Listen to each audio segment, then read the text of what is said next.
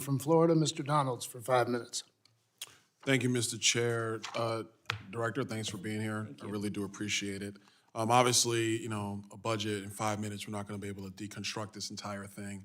So let's try to focus in. Number one, the corporate tax increase, the corporate tax rate under your budget, under the president's budget, excuse me, goes up to 28%.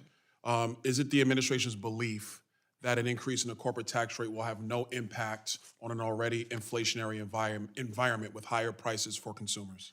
We don't believe it will change the operations of how corporations make decisions. No, we don't. Well, no. The question, Director Young, is does the administration believe that higher corporate income taxes will force an increase in prices in an already inflationary environment that a lot of people actually really believe now is unleashed by the American Rescue Plan from last February? Mr. Donalds, we do not believe that is the case. Okay, so the administration doesn't think that higher taxes are going to lead to higher prices on top of an already inflationary environment? For corporations, are you assuming they pass on their tax rates on Director, to? you're wrong. Corporations always pass on the cost increases. They're doing it with inflationary costs, with the ability to get their products right now, the portions that they need to create their products to sell to consumers. When the cost of freight is up, the cost of wheat is up, the cost of oil is up, that's all being passed through.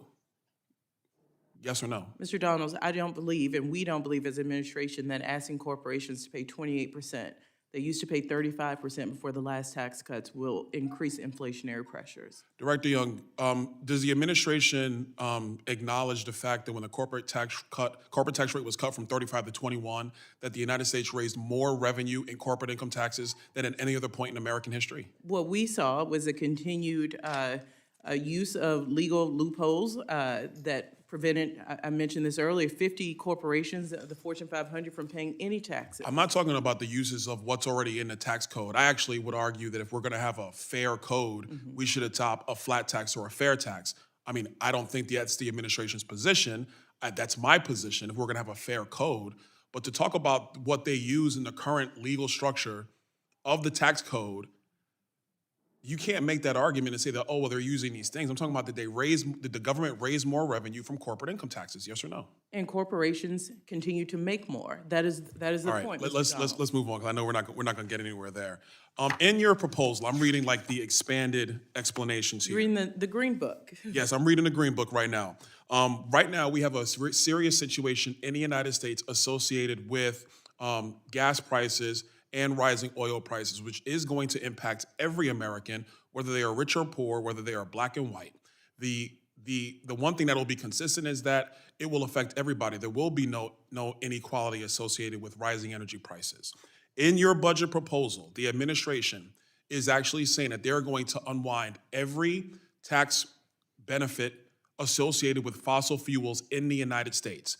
Does the administration believe that completely eviscerating all oil and natural gas tax treatments that we've had in our country, frankly, for 30, 40 years, do they believe that that will actually lead to lower prices on oil and natural gas? We don't believe the tax structure offered will lead to increased gas prices, but you're right, Mr. Donalds, we have to do something to bring down the cost. But I hope you would agree that costs have gone up since the Russian aggression in Ukraine. Director Young, we have to acknowledge that oil prices have been up far before Vladimir Putin invaded Ukraine on February 24. But the price of a barrel of oil was up significantly. The price of gas was roughly $3.64, 65 cents on average in the United States. That was already significantly higher than what it's been over the last 4 years in the United States. Do you acknowledge that? I acknowledge that there were increased energy prices that have further increased since Russian aggression. Director Young, okay. So we understand that prices are higher now since February 24. We are going to acknowledge for the record that prices have been higher under the president's administration currently. The president has talked about how he wants to get away from fossil fuels. Is the administration's position that essentially eliminating all tax treatment, which makes oil and gas production in the United States far easier, that's actually going to be to the betterment of the United States from an energy perspective going forward in the country? Mr. Donalds, we think we need a comprehensive approach. I would remind everyone here, our country is one of the three, before Russia took this route, that produced over 10 million barrels a month. me ask you- This let me ask you country a quick does not question. have an oil production problem. Quick follow-up on that. That's under current tax treatment. I would argue that if the tax treatment on oil and gas companies goes up, we are going to have a production problem. But to that point, one of the main talking points from the administration is that you want an economy that works for everyone. You want a tax system that is fair. Is it fair for the green energy portion of energy in the United States to have significantly more favorable tax treatment than oil and natural gas? As we know, these are developing systems. We need to ensure that those systems, as many So new it's systems in okay this for oil and country natural have gas to be received- treated unfairly?